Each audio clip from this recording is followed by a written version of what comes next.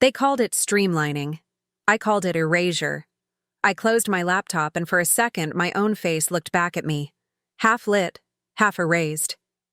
The glow from the screen cut across my eyes, leaving the rest in shadow, like I was watching myself fade from a life still running.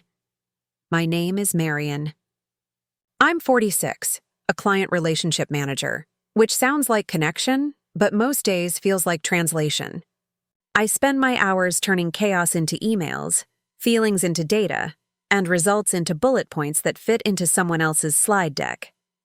15 years of that.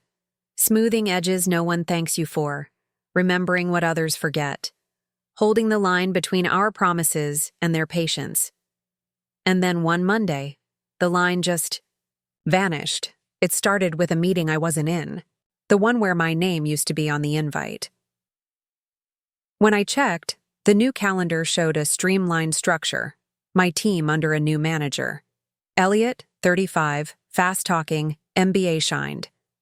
His kind always arrives with the same language: efficiency, energy, rebranding. Words that sound like progress until you notice they all mean you, but without you. He called me into his glass office that afternoon. The city shimmered behind him like a spreadsheet of windows. "Marian, I really appreciate the groundwork you've done with the software client," he said. "But for the next phase, we're pivoting to a fresher direction. I'll have the new team take over the day-to-day. You can help with the transition." He waited for me to protest. I didn't. In this job, silence is sometimes the only language people still hear. "Of course," I said evenly. "I'll prepare the handover." 2 weeks should be enough, he smiled, relieved like someone who's avoided a scene. People like Elliot mistake calm for compliance. They never understand. Calm is what you hold on to when everything else is being taken. Back at my desk, my calendar looked thinner. The client folder blinked out of my shared drive. The dashboard I'd built returned a polite access denied. It was all so clean, the kind of deletion that leaves no trace, like the system was designed to forget you ever mattered. I turned the laptop slightly, and there I was again, a faint reflection on the glass, eyes half in shadow. Behind me, people moved through the office like I was air-conditioned air, present, necessary, unseen. "Hey, Em," said Rena from legal, pausing by my desk. Her tone was that soft half-whisper you reserve for the newly expendable. "Big week?" "Apparently," I said, smiling in lowercase. She gave a sympathetic nod, the kind that ends conversations when help can't. When she left, I opened my gray notebook, the one I use when I need to think in straight lines. I wrote, "Clients who stay because we fix what no one documents. Deals that held because I answered the unasked questions. Reports that look effortless because I stayed past 9. Then one more line, underlined once, proof." I looked up. Across the room, Elliot and his new team were in Conference C. Through the glass, I could see them talking over slides, my slides. The content looked like a body someone had repainted. My phrasing, my structure, even the client quote I'd pulled from a call 6 months ago. They were performing my work without me, and for the first time I realized how quiet theft can sound. "They're calling it a new phase," I heard someone whisper near the printer. "Feels efficient, efficient." That word again. It always means someone's cutting the parts that don't scream. I poured coffee and watched the reflection ripple on its surface. My face blurred, then steadied again. I brought the cup back to my desk, placed it beside the keyboard, and looked at the blinking cursor. The pulse of persistence, tiny and mechanical. At 12:47, a Slack message blinked in. Jules, Analytics. "Hey, Em. Elliot asked for the old ROI data from last year. Can't find your version. You still have it?" Me. "Yes, I'll review it before sending." Jules. "Cool. He said he wants it clean." Clean. That word likes to forget where its hands have been. I minimized the chat and opened my own local folder. There it was, ROI Analysis Q4, Marian.xlsx, a small archive of a year no one wanted to remember but everyone profited from. When I opened it, The numbers looked back at me like a quiet army that still remembered its commander. In the reflection of the screen, my initials, MP, floated at the corner of the header. Just faint enough to be overlooked, just visible enough to insist on existence. I touched the glass, not to change anything, just to remind myself that the woman reflected there still owned the truth. People think betrayal burns. It doesn't. It drains. It leaves you cool, clear, and suddenly precise. And once precision arrives, so does the plan. The next morning, the light in the office felt sharper, like it had learned new edges overnight. The reorg memo hit inboxes at 8:01 a.m. Subject: Aligning Resources for Growth. Elliot's name sat under the company header like a new law. The first line read, "To remain agile in a dynamic market, we're consolidating client operations under a refreshed leadership structure." I scanned the bullet points. My name was there, buried halfway down. Transition support, data continuity, and client knowledge transfer. A title built entirely out of what you used to be. No one said much in person. That's the etiquette of efficiency. You delete the awkward parts the way you delete old columns in Excel. Quietly, confidently, as if precision makes it painless. At 9:15, I opened the shared dashboard again. The metrics I'd designed, client retention, cost-to-serve ratios, satisfaction deltas, were there, but something was off. The formatting had changed. Softer font, brighter blue, no initials in the cells. The sheet still had my fingerprints, but they'd been wiped with professional gloves. I clicked through the tabs. The client's name, Solinex, glowed in the header like nothing had happened. But when I compared the new numbers with my offline copy, something small but deliberate stared back. The ROI had grown by exactly 4.6%. It wasn't real growth. It was a narrative. Someone had shifted the baseline, changed the start date by 2 quarters, enough to make the trend look smoother. Not a lie exactly, just a nicer truth, Elliot's touch. Clean, convenient, self-flattering. He must have known I'd notice. He also knew no one else would. Most people don't notice what stays the same. They notice what shines. I leaned back in my chair and stared at the reflection on my laptop screen. My face hovered above a chart that now told a prettier story. Behind me, Elliot's team was laughing, the light bouncing from their screens in synchronized rhythm, each shimmer erasing a little more of what used to be mine. I used to think fairness was a rule. Now I understand it's an accident that requires witnesses. At lunch, the break room hummed with its usual soft choreography. Microwaves, small talk, Slack pings under the table. Tessa from HR sat 2 tables away, scrolling on her phone with that neutral frown people wear when they're deciding whether to care. I used to like her. Now I study her like a variable. "Hey," said Jules from Analytics, sliding into the chair across from me. "Got your version of the ROI sheet. Elliot said he'll update the story flow before sending to Solinex." "Story flow, huh?" I stirred my coffee. "That what we call numbers now?" He smiled, cautious. "Just rephrasing for narrative impact, I think." I'm sure he is. I looked at my reflection in the metal surface of the spoon, distorted, incomplete, but recognizably me. Then I set it down carefully, as if silence had weight. By 2, a message arrived from the client. Subject: Quick clarification on the margin shift in Q4. They'd noticed. Of course they had. I hovered over the keyboard. Elliot was supposed to answer that now, his team, his account. But old reflexes die hard, and integrity, once trained, responds faster than fear. So I drafted a reply. Polite, clear, neutral. Explained that the variance stemmed from an adjusted reporting period, consistent with the new structure. Then I stopped typing, because that sentence, clean as it was, would make the lie official. I deleted the draft. Closed the window. Sat still until the reflection of the blank email filled the screen. Me and the empty space where truth should go. The cursor blinked like a pulse. I stared until it became rhythm, then beat, then calm. At 3:32, Elliot appeared behind me. "You good?" he asked, cheerful, hands on the back of my chair like we were in a mentorship ad. "Client pinged about Q4 numbers," I replied. "Don't worry, I covered you." "Covered me?" I turned slightly. "Was I exposed?" He laughed.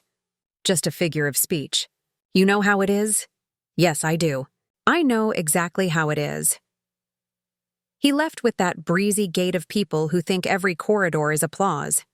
When he was gone, I opened the folder again and exported the sheet to PDF, the version before the story changed. Then I saved it to a small private drive. No revenge, just accuracy, safely stored. The rest of the afternoon passed in its usual choreography of small distractions: printer jams, Slack jokes, someone's lunch reheated too long. But beneath it all, something had shifted inside me. A thin wire pulled tight between patience and evidence. Fairness isn't loud. It waits. It collects receipts. By 5, the office began its slow fade into after-hours quiet. Screens dimmed, chairs rolled back, voices dissolved into elevator chimes. I stayed, not out of duty, out of observation. There's a kind of silence you can only hear when ambition goes home. At 6:17, the automatic lights dimmed. My laptop's glow became the only light left, reflecting a half-room of ghosts. I studied the faint outline of my face floating above the spreadsheet. The chart lines cut through my reflection like coordinates, grids of what was true, what was almost true, what needed to be true. I moved the cursor to cell J37, the one Elliot had refined. In my version, the number read 1.36. In his, 1.42, 0.06%. Enough to rewrite a quarter's worth of credibility. I took a breath, slow and even. Then I did something I hadn't done in months. I printed the sheet. Actual paper, real ink. The page slid out warm, carrying the hum of something permanent. As it cooled, I looked at the reflection in its sheen. Not on a screen this time, and on paper. No glare, no filter, no fade. Just ink and face, parallel for a heartbeat. I folded it once, slipped it into the back of my notebook, and wrote a single line across the inside cover. "Proof lives quietly." Then I closed the lid of my laptop. My reflection darkened, absorbed by the glass. For a moment, the surface held both of us, the woman and her ghost, before swallowing the light whole. Outside, the cleaning crew's cart rattled softly down the hall, the sound of order restoring itself. I watched the corridor lights turn off one by one until only mine remained, a small square of resistance against the glass. In that rectangle, I could still see my outline. Not bright, but definite. When I finally stood, the air smelled faintly of toner and disinfectant, the perfume of endings. I walked to the window and looked at the city below, lights flickering in grids, every building a spreadsheet of someone else's story. Somewhere inside that pattern, my name still existed. Just not where they expected it to. Thursday began with quiet that didn't feel like rest, the kind that sits in the lungs and waits.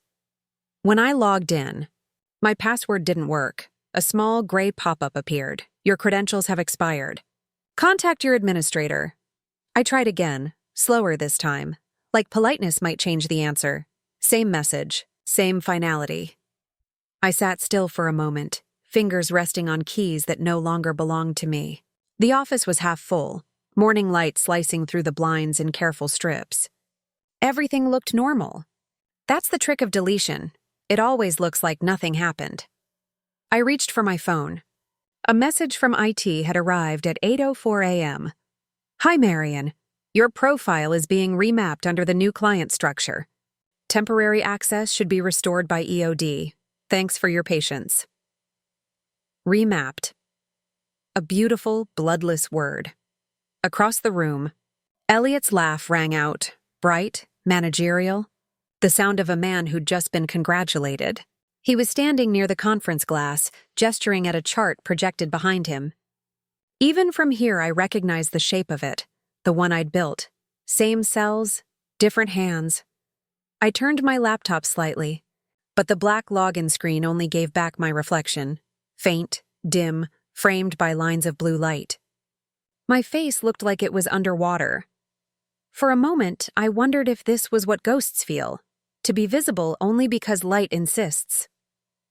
I left my desk and walked to the kitchen. The coffee pot was half empty, the air thick with burnt caffeine and fluorescent hum. On the counter, someone had left a mug from last year's company retreat.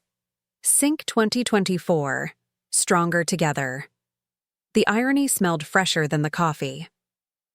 Back at my desk, Rena from legal hovered by the partition. "Hey," she said softly, "I heard it's doing account cleanup. Nothing serious, right?" "Depends who you ask," I said.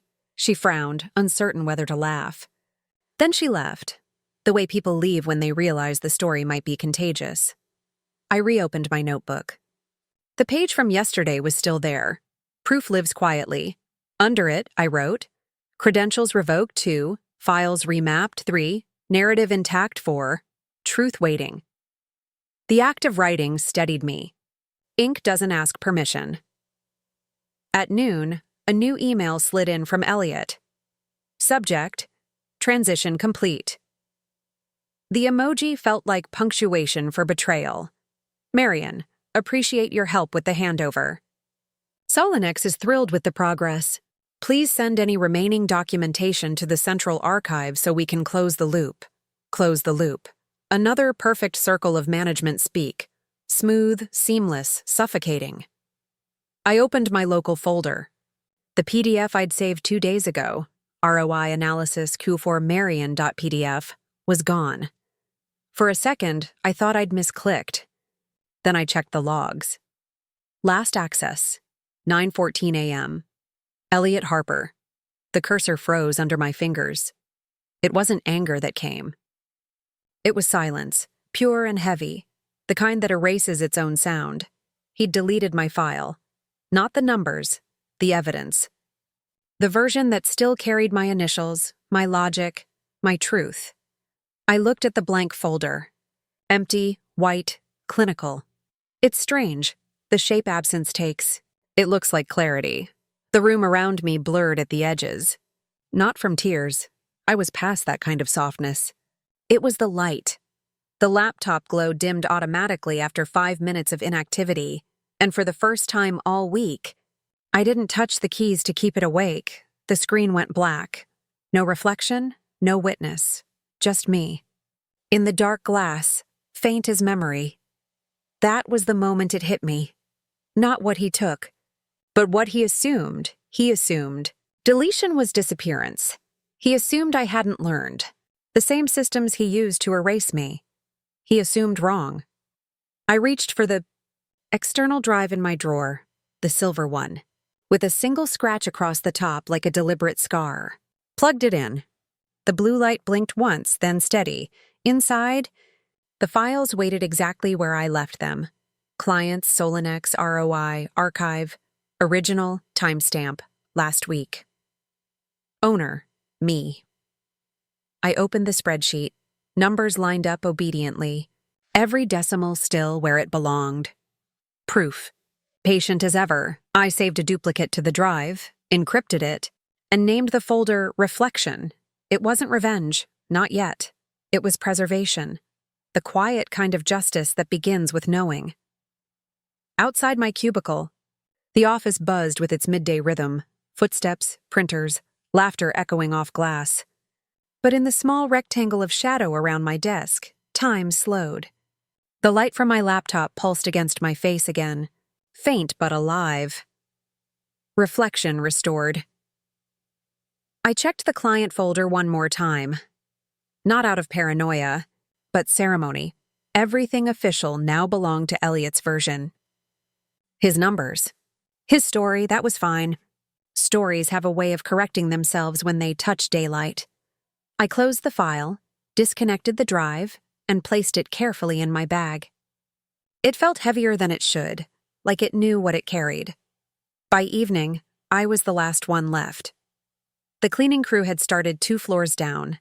The hum of their vacuums rose through the vents like, Background music for endings. I stared at the city outside, all that light pretending to be clarity.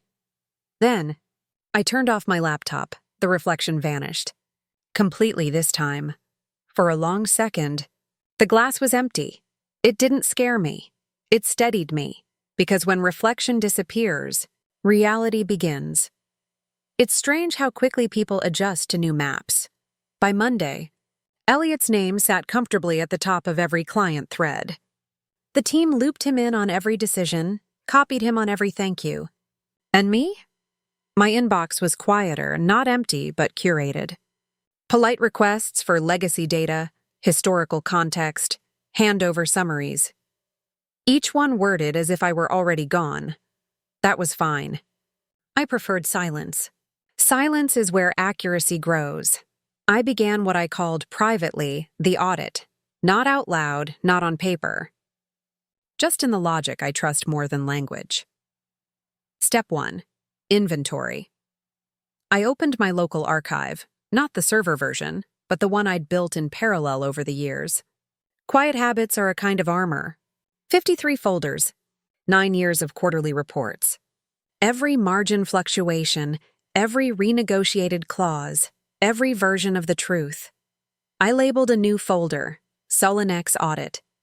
Then I started reviewing. Line by line, not for errors, for intent. When you've worked in corporate long enough, you start seeing tone in numbers. This cell leans to please. That one hides a bruise. Elliot's edits weren't sloppy. They were elegant. That's what made them dangerous. By lunch, I'd traced 3 anomalies. A shifted timeline, Q1 starting 2 months early. Deferred cost recognition, small, but cumulative. The ROI inflation I already knew, 136 to 142. Tiny adjustments, harmless on their own. Together, they formed a story too smooth to be true.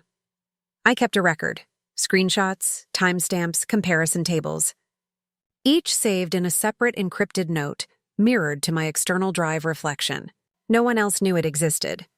That was the point. Around 1 p.m., Jules from Analytics stopped by. Hey, Elliot asked if you could check a few legacy numbers. Just to confirm consistency, I looked up. Consistency or conformity? He blinked. Whatever keeps the client happy, I smiled. Of course. He left, relieved that I sounded cooperative. People mistake composure for surrender. But composure is camouflage. At 3:17, a new email arrived from Solinex's finance lead, David Sloan. Hi, Marian. Quick note. We noticed the ROI model looks different from last year's version. Can you confirm if there was a framework change? There it was, the quiet crack in Elliot's story. I typed, then paused. Technically, I was no longer the point of contact. But technically, he'd also stolen my math. So I wrote, Hi, David. The new model was reformatted by leadership to align with updated forecasting. I'll verify that it reflects the original assumptions and get back to you. Neutral, professional. Just enough to open a door without triggering alarms. When I hit send, I saw my reflection in the laptop screen again, faint but present. Like a witness resurfacing after the flood. That evening, I stayed late again. The office emptied the way cities do in snow, quietly, in layers. Each door closing felt like a timestamp. I opened a new spreadsheet, variance, truth.xlsx, 2 columns. They're numbers, actuals. It was soothing work, mechanical. Rows filling like a meditation on clarity. When I finished, the delta was small but steady, 3.8% across 4 quarters. Enough to make an entire department look efficient. Enough to earn Elliot a bonus. Enough to betray the client's trust. I stared at the final line and felt nothing. That's when you know fairness is returning, when emotion leaves and precision takes its place. I exported the sheet, saved it into reflection, and closed the lid. The faint light caught my face on the surface again. Brighter this time, not vivid, but clean. The next morning, Elliot pinged me on Slack. Elliot. Hey, can we chat quick? Solinex wants the Q4 validation data. Just send over what you've got. Me. Sure, which version? Elliot. The one you adjusted, obviously. Me. Adjusted? Elliot. Haha, the new format. You know what I mean, me. Of course. I'll prepare it. He added a thumbs up emoji. The kind that always feels like punctuation at the end of arrogance. I didn't send anything that day. Instead, I began step 2 of the audit, reconstruction. It meant rebuilding every line item from the original source, the billing systems, cost ledgers, time reports. Data no one else bothers to look at because it isn't pretty. By afternoon, I had a picture emerging, a portrait in numbers. And like all portraits, it told more truth than anyone intended. Every inflated metric led back to a single revision date, January 3rd, 8:42 p.m. Elliot's login ID. He'd overwritten the formulas, not the data. That was his mistake. He wanted to look clean. He forgot that integrity leaves fingerprints too. That night, I sat at home with my laptop open on the kitchen table.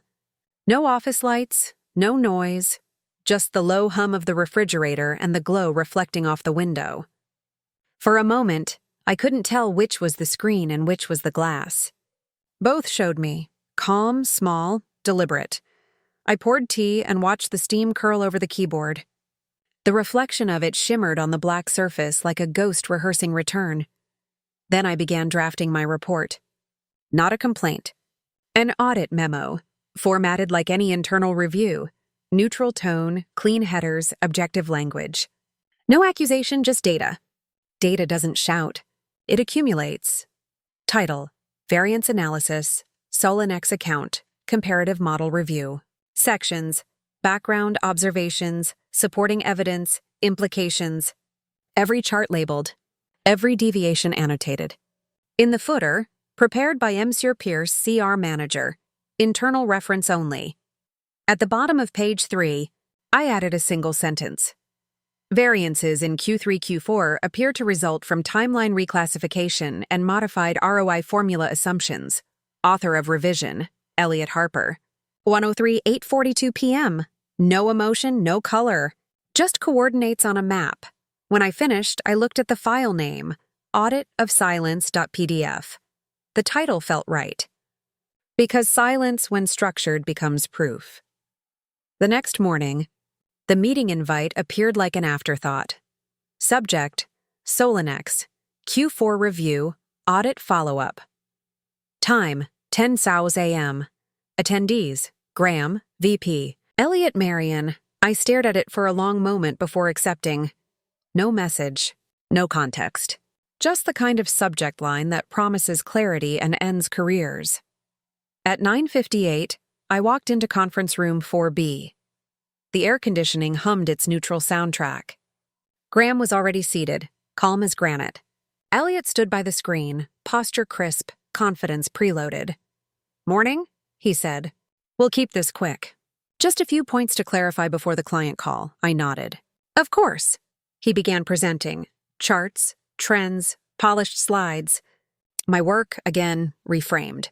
His voice was smooth, the kind that's been trained to sound like authority, until slide 6. The graph appeared, the ROI curve. Smooth, rising, impossible. "Wait," said Graham, leaning forward. "This baseline looks different from last quarter's file." Elliot smiled. "Just formatting. We restructured timeframes for consistency." "Consistency with what?" Graham asked. There was a pause. A small one, but silence measures truth faster than any clock. "With the revised reporting model," Elliot said. Graham turned to me. "Marian, can you confirm that?" I met his eyes, then the screen. The reflection of the chart shimmered faintly in the glass wall behind us. 2 graphs overlapping. One on the screen, one in my memory. "I can confirm," I said, "that the original model used a fiscal calendar starting in Q1. This version starts mid-Q2. That's what's causing the uplift." Elliot interjected. "It's standard industry adjustment." "Everyone does it, maybe," I said, "but the adjustment wasn't documented. Which means the client's comparing new apples to old oranges." The room quieted. Graham's expression didn't change, but his pen stopped moving, He was listening now. Really listening. Elliot shifted his stance. It's just optics, Graham. Marian's overthinking it. Optics are everything when clients read invoices, Graham replied. He turned to me. Do you have your version handy? Yes, I said. Original data, unaltered. I slid the USB drive across the table. Silver single scratch on top. The same one labeled reflection. Elliot's jaw tightened just slightly. A flicker only visible to those who'd spent years reading subtext in meetings. Graham plugged it in. The real numbers appeared. Plain, quiet, steady, ROI, 1 to 36. Not glamorous, but true. The silence that followed was surgical. You could hear the projector hum trying to fill it. Graham looked at both of us. Elliot, he said finally, I want you to explain why we presented altered metrics to Solinex. Elliot opened his mouth, then closed it again. Words failed in direct light. Graham turned off the screen. We'll handle this internally, Elliot exhaled, half laughing. Graham, come on. We're talking about a few percentage points. That's exactly what makes it serious, Graham said, because that means it wasn't a mistake. The room felt colder. I didn't move. I didn't smile. There's a kind of victory that isn't celebration. It's correction. When the meeting ended, Graham asked me to stay back. Marian, he said, lowering his voice. Thank you. That was handled. Elegantly, I nodded once. Just data. He looked at me, then at the dark screen. That's what people forget. Data has ethics. Outside, through the glass, I saw Elliot gathering his papers. Quick, clipped movements. He didn't look back. For once, I didn't need him to. That evening, I sat by my window. The city lights flickered on like sequenced apologies. On my desk, my laptop screen reflected me again, whole, centered, no distortion. The audit memo was finished, signed, submitted. By next week, HR would announce organizational adjustments. The phrasing would be polite. It always is, but truth doesn't need fanfare. It just needs daylight. I looked at my reflection one last time, and for the first time in months, it looked equal, not victorious, not vindicated, balanced. I opened my gray notebook, turned to the last page, and wrote, Fair play rule, Mars 8. Dignity doesn't compete. It recalibrates. Then I closed it. Slowly. Deliberately. The glass caught the movement, mirroring me perfectly. I whispered, Revenge ends when justice begins, and I powered off the light. The reflection disappeared, but the truth stayed. If you've ever been rewritten out of your own work, if your silence was mistaken for surrender, tell me your story in the comments. I read everyone, because fairness doesn't shout, it stays. Like the video, and subscribe to Office Revenge Files for more stories where women turn silence into power.